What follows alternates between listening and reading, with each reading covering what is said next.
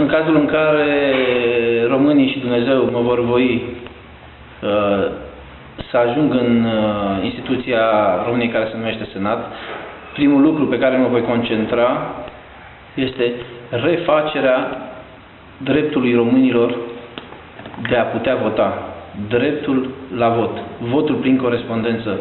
Asta va fi una dintre principalele proiecte pe care le voi urmări. De asemenea, voi încerca pe cât este posibil să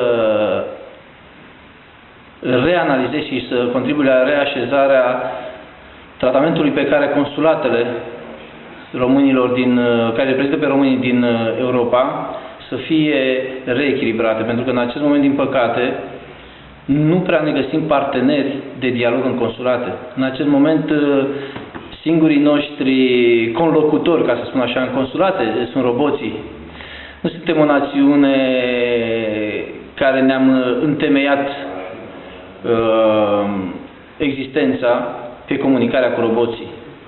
Trebuie să înțeleagă cei din consulate, cei care vor veni în consulate de acum înainte, cei care vor lucra în consulate de acum înainte, că ei sunt administratori, sunt aceia pe care noi, contribuabilii, îi plătim și, prin urmare, sunt aceia care trebuie să fie permanent la dispoziția noastră, fără a-și pierde cumpătul, fără a vorbi urât, fără a pasa pe români de colo în fiecare zi.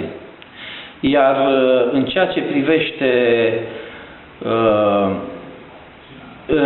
parteneriatul pe care până acum statul român trebuia să-l aibă cu biserica și ceea ce din păcate până acum nu s-a întâmplat, vreau să propun tuturor românilor ca împreună să facem în așa fel încât recunoașterea importanței și rolului pe care biserica noastră o are în comunități să fie într-adevăr la mare preț.